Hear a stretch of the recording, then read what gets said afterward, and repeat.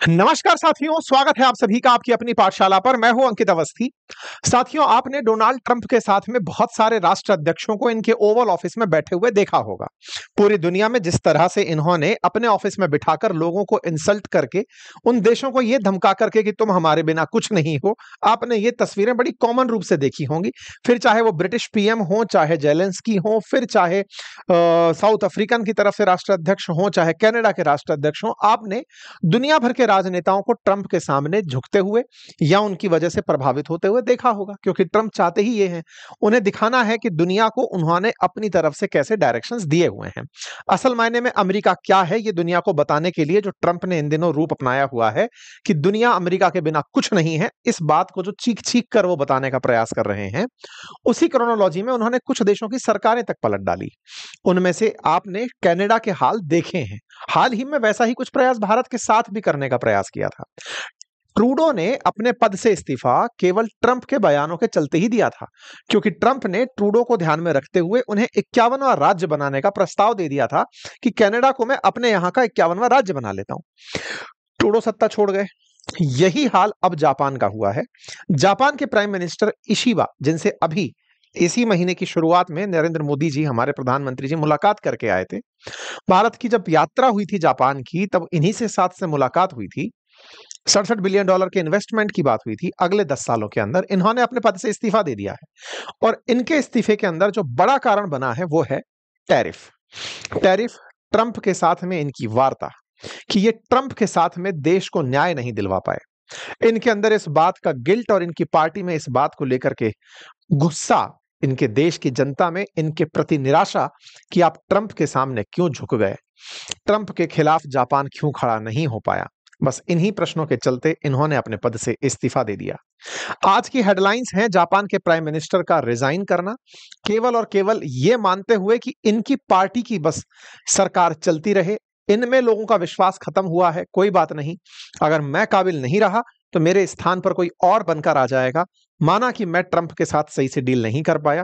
क्या है पूरी कहानी? ट्रंप से ऐसी कौन सी डील थी जिससे कि जापान के प्राइम मिनिस्टर को अपने पद से इस्तीफा देना पड़ा? ऐसी कौन सी डील थी जिससे जापानियों ने ह्यूमिलिएशन फील किया, जिसके चलते जापानियों को शर्मिंदगी का एहसास हुआ? आज के सेशन में इन सब का जिक्र करेंगे, विस्तार से चर्चा करेंगे, जापान की राजनीतिक व्यवस्था को समझेंगे, समझेंगे कि शिंजो आबे के बाद से लेकर अब तक जापान में कोई भी प्राइम मिनिस्टर अपना पूरा कार्यकाल क्यों नहीं कर पाया।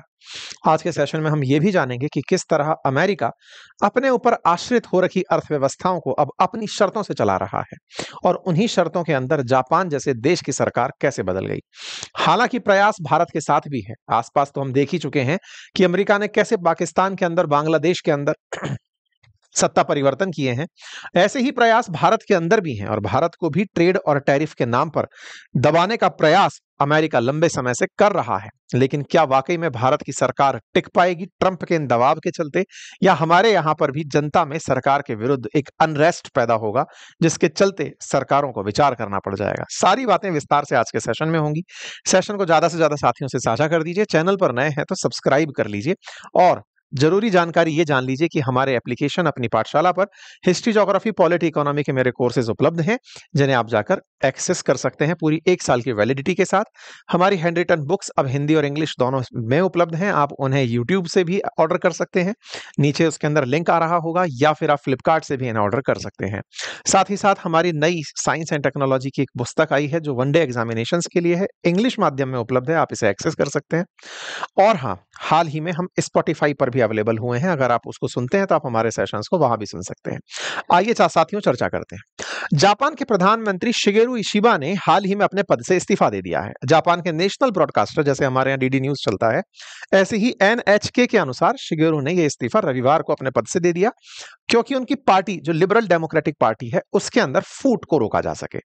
Liberal democratic party, Democrats, Biden के समय के बाद डेमोक्रेट्स, इस समय ट्रंप का जो काल चल रहा है, रिपब्लिकन्स की अमेरिका में शासन है।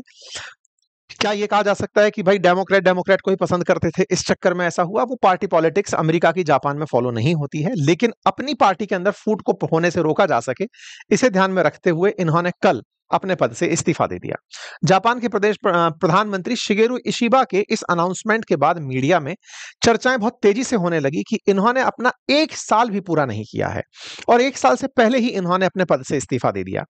ऐसा क्यों हुआ? तो इन्होंने कहा कि मेरी पार्टी में कहीं मत भिन्नता ना हो, सरकार चलाने में पार्टी के लीडर्स को दिक्कत ना हो, इसलिए मैं अपने पद से इस्तीफा दे रहा हूं। तो इन्होंने अपने पार्टी के पद से इस्तीफा दे दिया। शिगेरू के इस्तीफे के पीछे बहुत सारी बातों में से जो सबसे प्रमुखता से निकल कर आई वो आंतरिक राजनीति तो थी ही, अमेरिका और जापान के व्यापार संबंधों का भी गहरा असर इनके इस्तीफे के कारणों में बताया गया। अब मैं आपको थोड़ा सा जापान की राजनीतिक व्यवस्था समझा देता हूं। जैसे भारत के अंदर मल्टी पार्टी सिस्टम है, बहुत सारी पार्टियां हैं, इसी तरह से जापान में भी बहुत सी पार्टियां हैं। उनमें से सबसे बड़ी पार्टी एलडीपी पार्टी है, जिसका शासन चल रहा है, that is liberal democratic party. Liberal democratic party से ही लगातार शिंजो आबे के बाद के जो प्रधानमंत्री हैं वो बनते आ रहे हैं। शिंजो आबे रहे हों, योशिहिदे सुगा रहे हों, फ्यूमियो किशिदा रहे हों या फिर शिंगेरू इशिबा रहे हों, ये सभी एलडीपी से बने हुए प्रधानमंत्री रहे हैं। LDP LDP LDP LDP. Shinzo Abe ने अपने पद से तबियत खराब होने का कारण देते हुए पद से इस्तीफा दे दिया था। 2020 में इन्होंने अपने तबियत का हवाला देते हुए पद से इस्तीफा दिया। उसके बाद में योशिहिदे सुगा सत्ता में आते हैं। ये सत्ता में आते हैं लेकिन साल भर से कम समय के अंदर, साल भर और 19 दिन के अंदर अपने पद से इस्तीफा देते हैं।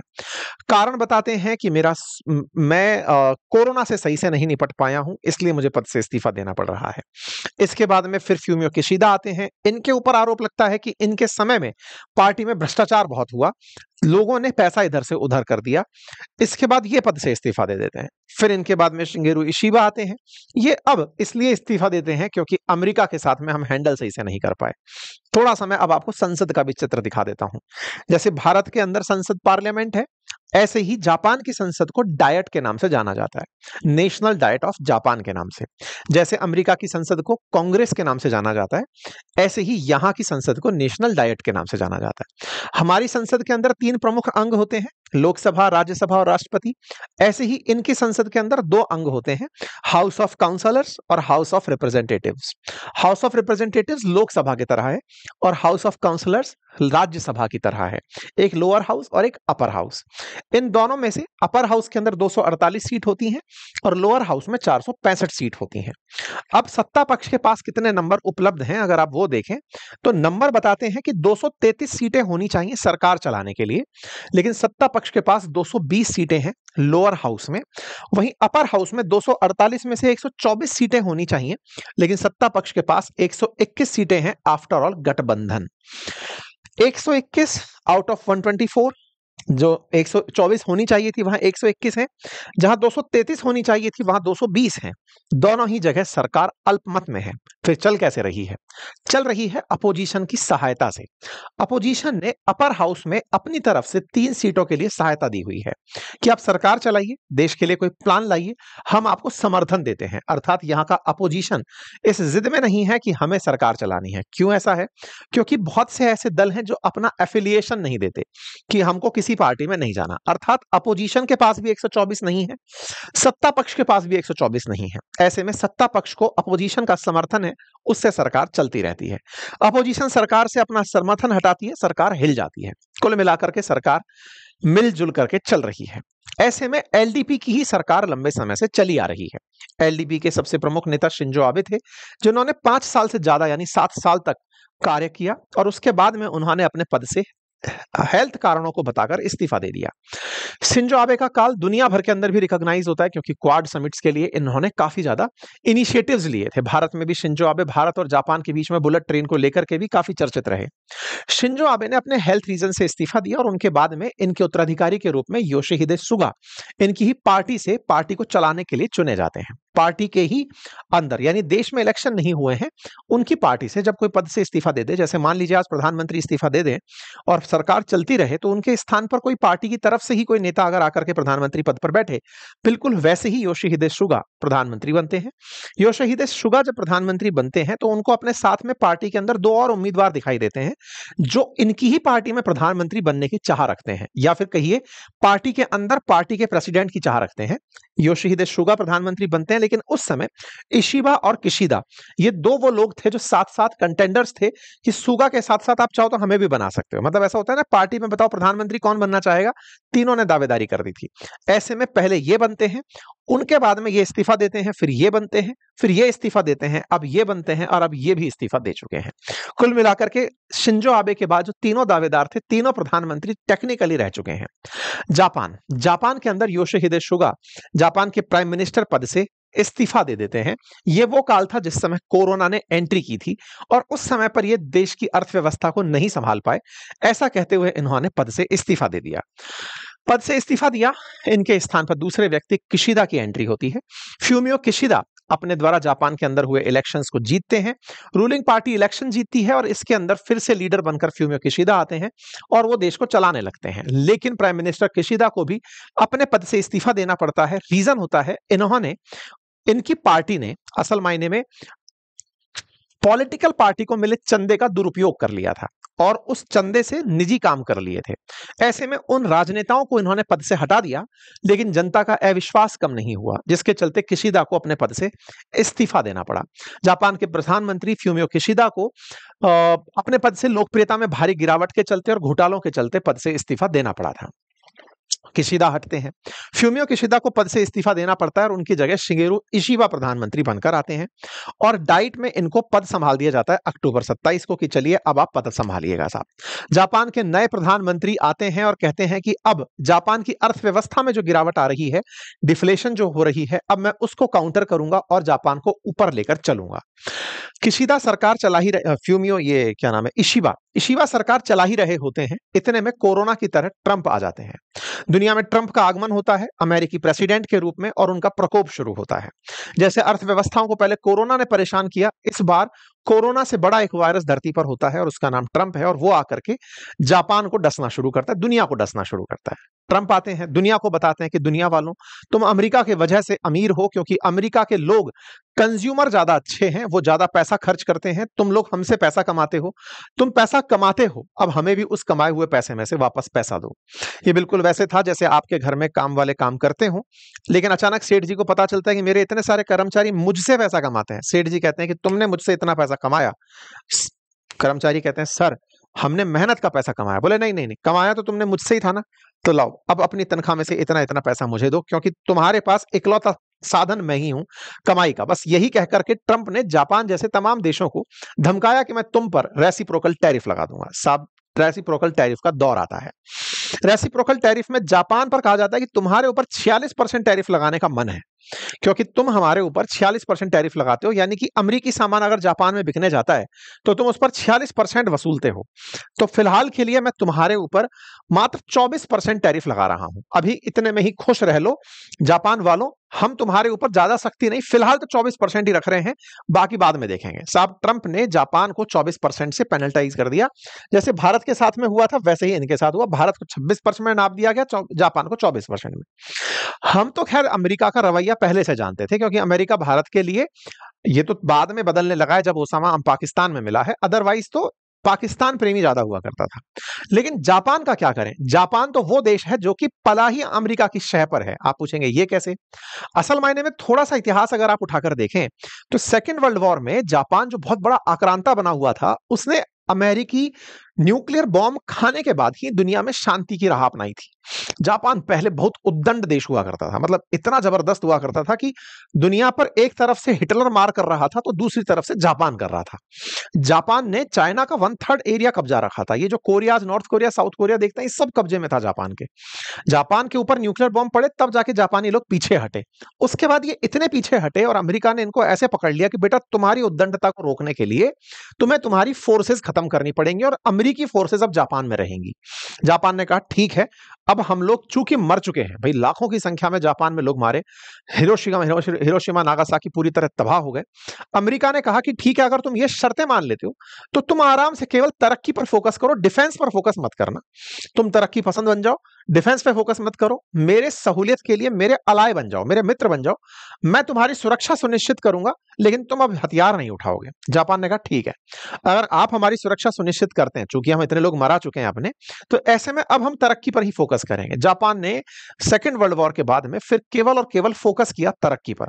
डिफेंस पूरी तरह से निल कर दिया कि अमेरिका सुरक्षा करेगा, हम केवल फोकस करेंगे, और पूरी तरह से वो व्यक्ति बन गए जिनको दुनिया में अब सबसे सज्जन व्यक्ति माना जाता है। मतलब अगर कहा जाए हेनले पासपोर्ट इंडेक्स में जो टॉप पासपोर्ट चलता है वो जापानियों का चलता है, कि इनसे ज्यादा संस्कारी दुनिया में अब कोई नहीं है।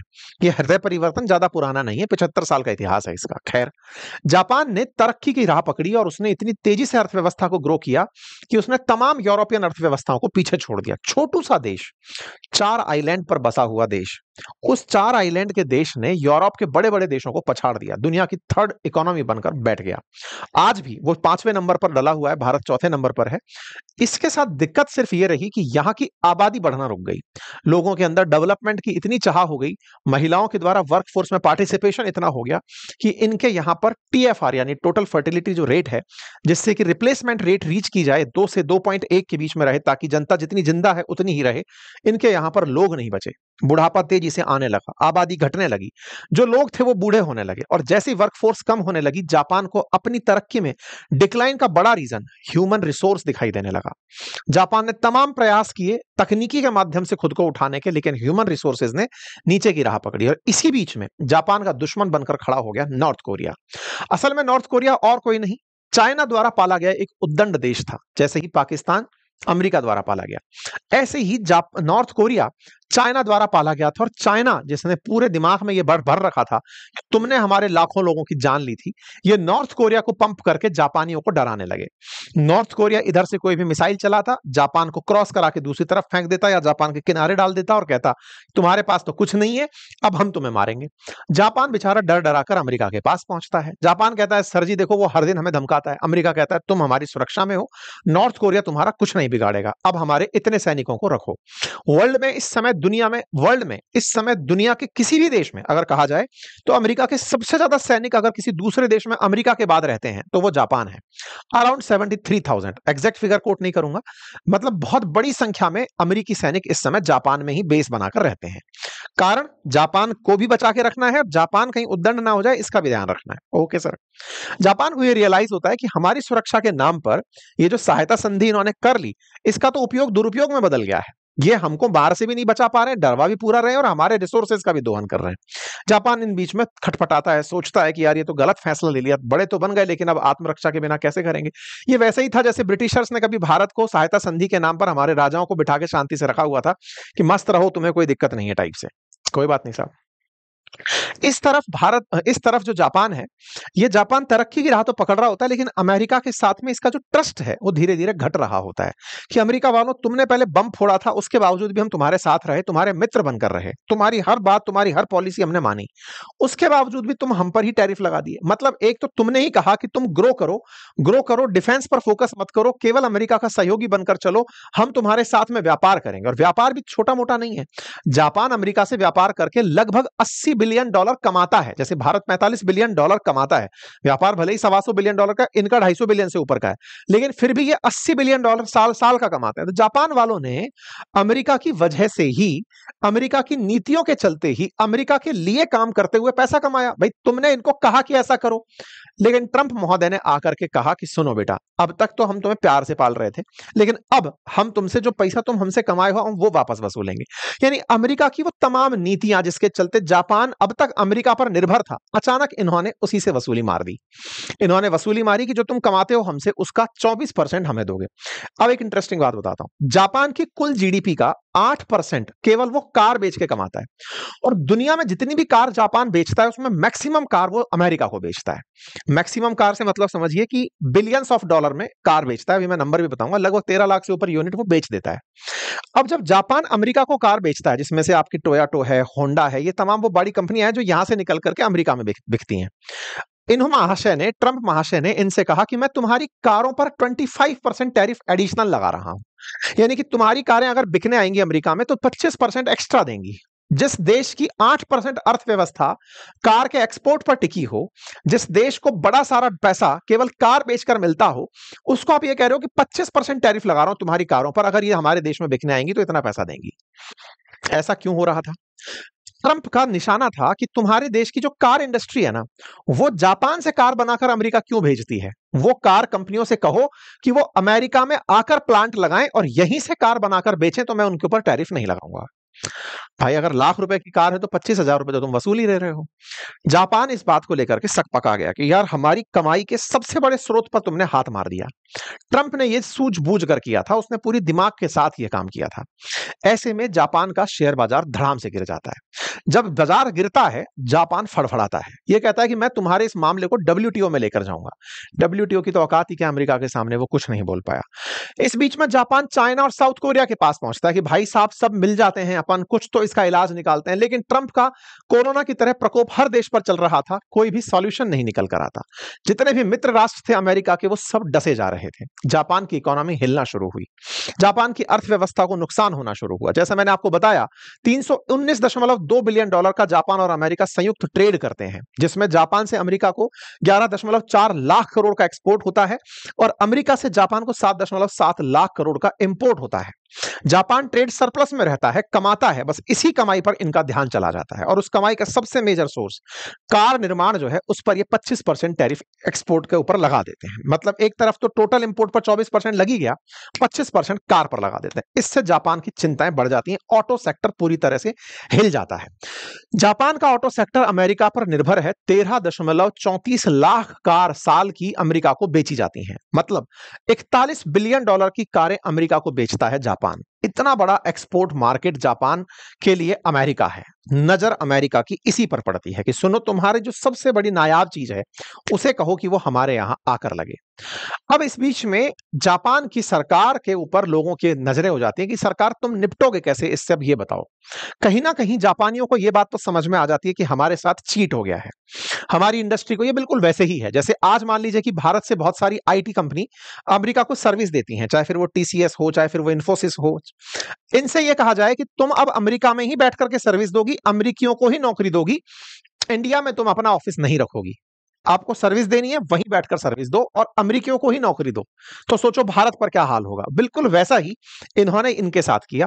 कार निर्माण करना है, वहीं आकर करो, अदरवाइज नहीं। इससे जापान का बाजार हिल गया। एक तो एक्सपोर्ट घट गए, टैरिफ और बढ़ गए, इन्फ्लेशन की मार बढ़ने लगी। और डेवलप्ड इकोनॉमी ना इन्फ्लेशन नहीं हैंडल कर पाती। जैसे हमारे जैसे देश में 4 से लेकर 6% के इन्फ्लेशन का एक कुशन है कि इतना परसेंट चलता रहेगा। और तो और हम में से बहुतों को पता भी नहीं चलता है। सरकार बोलती है हाँ भाई सब चंगा सी 4 से 6 के बीच में है, और हमको दिखता है हर साल ये दूध कल तक इतने रुपए लीटर था, आज इतने रुपए लीटर कैसे हो गया भाई? है, पिछले साल घी इतना था, आज इतना क्यों हो गया? सब्जी इतनी थी, इतनी क्यों हो गई? हमको लगता है सब सही चल तो रहा है। सरकार ने बोल दिया ना 4 से 6, तो ठीक है, सरकारी नौकरी वालों को डीए मिलकर 4 से 6 के बीच में मिल जाता है। हम 10% को भी 4 से 6 मान के जी लेते हैं। लेकिन डेवलप्ड इकोनॉमी में क्या होता है? वहां तो सब चीजें ऑनलाइन है, सब कुछ पता चलता है कि हाँ भाई इतना इतना चल रहा है। इनके देश में ये पता चल जाता है कि भाई देश के अंदर टैरिफ लगते ही इन्फ्लेशन बढ़ गया है। इन्फ्लेशन बढ़ रहा है तो सर देश की इकोनॉमी पर नेगेटिव असर पड़ना शुरू हो रहा है, अर्थव्यवस्था बढ़ ही नहीं रही है। इससे धीरे धीरे जापान 2 साल का सबसे वर्स्ट प्रभावित हो जाता है। इसमें उम्मीद केवल किससे थी कि भाई तुम जाओ जल्दी से और जाकर के अमेरिका से ट्रेड डील करके आओ। इशिबा भागते हैं, जापान से निकल करके पहुंचते हैं, ट्रंप के साथ बात करते हैं। ट्रंप कहते हैं जल्दी से डील करो, नहीं तो मैं बढ़ा करके तुम्हारे ऊपर 35% टैरिफ लगा दूंगा। ये आदमी तो बिल्कुल गन पॉइंट पर बात करता है, गन पॉइंट पर बात करता है। जापान पूरी तरह से इस बात से डर जाता है कि कहीं हमारे देश में टेक्निकल रिसेशन ना आ जाए, क्योंकि जापान की अर्थव्यवस्था असल में टेक्नोलॉजी पर आश्रित है। बड़ी बड़ी कंपनियां, जितनी भी टेक्निकल कंपनियां हैं जापान में माल बनाती हैं, लेकिन टैरिफ लग गए तो करेंगे क्या? जाएंगे कैसे? काम कैसे करेंगे? ठीक है साहब। इस बीच में जापान के प्रधानमंत्री पहुंचते हैं ट्रंप के पास और ट्रेड डील साइन कर लेते हैं। ट्रेड डील साइन होती है, जुलाई 23 की खबर बनती है और उसमें खबर निकलकर इस तरह से आती है, ट्रंप कहते हैं कि हमने बहुत ही जबरदस्त काम कर लिया है, हमने जापान पर 15% टैरिफ पर डील साइन कर ली है। आप कहेंगे सर 25% तो कार पे लग रहा था, 35% की धमकी लग रही थी, 15% पे डील साइन कैसे हुई? अब आपके दिमाग में भी आएगा 24% तो तुमने नॉर्मल ही लगा रखा था, 15% पे डील कैसे साइन हुई? कुछ तो गड़बड़ था। गड़बड़ क्या था वो जान लो।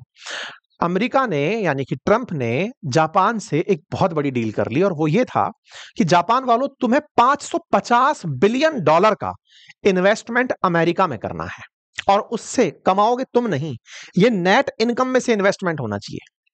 $550 बिलियन का इन्वेस्टमेंट। अब ये कितना होता है ऐसे समझो, थोड़े दिन पहले हमने इस बात की मजाक बनाई थी कि चाइना ने पाकिस्तान में $50 बिलियन का इन्वेस्टमेंट किया और पूरा पाकिस्तान, आधा पाकिस्तान खरीद लिया। और समझाऊं, अभी हमने तारीफ इस बात की थी कि जापान ने भारत में $67 बिलियन का अगले 10 साल में इन्वेस्टमेंट का प्रॉमिस किया है। उस पर हमने तालियां बजाई थी कि जापान हमारा मित्र है। सोचो, ट्रंप ने इनसे $550 बिलियन यानी 10 टाइम्स जिसको चाइना ने पाकिस्तान को दिया, या लगभग 9 टाइम्स जितना जापान ने अगले 10 सालों के लिए भारत को बोला, उसका एक झटके में अमेरिका जापान से मांग लिया। $550 बिलियन का इन्वेस्टमेंट करोगे राइट नाउ। इन्वेस्टमेंट के लिए जापान तैयार हो जाता है। इस बात पर इनके जो ट्रेड सेक्रेटरी हैं, जो भारत के लिए कह रहे थे कि भारत को झुकना पड़ेगा, शर्तें माननी पड़ेंगी, ये हंसते हुए व्यंग कर देते हैं कि उनके पास था ही क्या ऑप्शन, उनको तो आना ही था। ये आदमी बहुत, मतलब इस समय भारतीयों की भी नजरों में सबसे गंदा चढ़ा हुआ है। मतलब ये वो व्यक्ति है जिसने थोड़े दिन पहले कहा था ना, 3 शर्तें हैं, भारत को झुकना ही पड़ेगा, भारत माफी मांगेगा। ये इनका वाणिज्य मंत्री है, लुटनिक। जापान ही मजाक बना लेता है। मजाक तो बनती है, जापानियों का हृदय इस बात से टूटता तो है, और निश्चित ही बात है। देखिए क्या है, क्षमा शोभती उस भुजंग को जिसके पास गरल हो। जापान ने गरल तो रखा ही नहीं, जहर तो था ही नहीं, उसने डिफेंस तो रखा ही नहीं। आज भारत का अलग स्टैंड क्यों है? क्योंकि न्यूक्लियर बॉम्ब रखता है। न्यूक्लियर बॉम्ब भारत के लिए एक नेगोशिएटिंग पावर बनी हुई है। जापान ने तो पूरे हथियार ही छोड़ रखे हैं ना, वो तो पूरी तरह अमेरिका पर निर्भर है, एक्सटेंडेड कॉलोनी अमेरिका की। ऐसे में 550 बिलियन डॉलर अमेरिका में लगाने हैं और 15% की टैरिफ डील लेकर ये चले आते हैं, और उनका इंपोजिशन 4 सितंबर से लागू हो जाता है। जैसे ही ये घटना लागू होती है 4 सितंबर को, जापान के अंदर हड़बड़ाहट मच जाती है। लोग जापान के पूछने लगते हैं कि क्या हम लोगों ने गलती कर दी? अमेरिका इतनी ही डील पर नहीं नेगोशिएट करता है, साथ में यह भी कहता है कि तुम्हें अमेरिका से जो गाड़ियां आ रही हैं उनके लिए बाजार जापान में खोलना पड़ेगा। और तो और, चावल फसलें जितनी भी हैं, जैसे भारत के लिए कहा गया था ना कि जीएम क्रॉप्स को अपने देश में बिकने दो, अमेरिकी फसलों को तुम जापानी बाजार में बिकने दोगे। लोगों के अंदर अनरेस्ट पैदा होता है। ट्रंप ने जापान से कहा कि तुम हमारा एग्रीकल्चर प्रोडक्ट भी खरीदोगे और हमारी कारें भी खरीदोगे। ये एग्री करके चले आते हैं। जापान ने अपनी तरफ से जो डील करी, इस डील से जापानियों में रोष होता है, पार्टी में अविश्वास पैदा होता है। परिणाम स्वरूप प्रधानमंत्री को पद से इस्तीफा देना पड़ता है। प्रधानमंत्री जिन्होंने यह एग्रीमेंट किया, उन्होंने अपने पद से इस्तीफा दे दिया। अब देखिए, चूंकि आप एग्रीमेंट कर चुके हैं, उसके बावजूद आप इस्तीफा दे रहे हैं, तो कोई लॉजिक नहीं बनता। अगर इन्हें इस्तीफा देना ही था तो शर्तें मानने से पहले देना चाहिए था। अब उस इस्तीफे का कोई मतलब नहीं है। आप खत्म कर चुके हैं इस पूरी कहानी को, उसके बाद जाके कहते हैं सॉरी भाई मैं तो चला, इसका कोई मतलब नहीं है। यानी इतिहास इन्हें कोई मतलब कि साहब शहीद हो गए थे या बलिदान हो गए थे, इसके लिए याद नहीं रखेगा। डुबो दिए थे और फिर जाकर के तुम जाकर सरेंडर कर दिए, कोई लॉजिक नहीं बचा। यही कारण है कि इनके देश के प्रमुख कारणों में कहा जा रहा है कि साहब इनको अपोजिशन का सपोर्ट नहीं मिल रहा था, स्वाभाविक सी बात है। इनके यहां पर जनता नाराज थी, ये भी स्वाभाविक सी बात है। ऐसे में अब प्रधानमंत्री पद पर नए 5 दावेदार हैं, इनमें से कोई भी आएगा, फिलहाल तो एलडीपी की तरफ से ही आएगा। लेकिन यह तय है कि ट्रंप ने इनकी सत्ता को उखाड़ फेंका, जापान को उसकी असलियत याद दिला दी। और जब इनसे पूछा गया, ट्रंप से आज का ही पूछा गया कि सर आपको पता है जापान के पीएम ने इस्तीफा दे दिया है, क्यों दे दिया? वो तो अच्छा डील करके गया था। मतलब उसको कोई फर्क नहीं पड़ा इस बात से। ठीक है करो, मेरे लिए तो तुम फायदे का सौदा करके चले गए। अब वो फायदे का सौदा आने वाली सरकारें पलटने की हिम्मत रखें, जापानियों से ये उम्मीद की जाती है। जापान को शायद अपना पुराना इतिहास याद करना होगा, अदरवाइज ये व्यक्ति अभी तो साउथ कोरिया का भी बहुत बुरा हाल करने वाला है। खैर, फिलहाल के लिए इतना ही। उम्मीद है कि आप सभी साथियों को ये जानकारी सही से समझ में आई होगी। अगर जानकारी समझ में आई हो तो अपने सभी साथियों के साथ साझा करिए। चैनल पर नए हैं तो सब्सक्राइब कर लीजिए, और हिस्ट्री, ज्योग्राफी, पॉलिट, इकोनॉमी मुझसे पढ़ना चाहते हैं तो अपनी पाठशाला एप्लीकेशन पर आ जाइए, लिंक कमेंट बॉक्स में पिन किया हुआ है। हमारी किताबें जिनको पूरी तरह से अपडेटेड बना करा करके दिया हुआ है, आप उन्हें ऑर्डर कर सकते हैं। Thank you so much.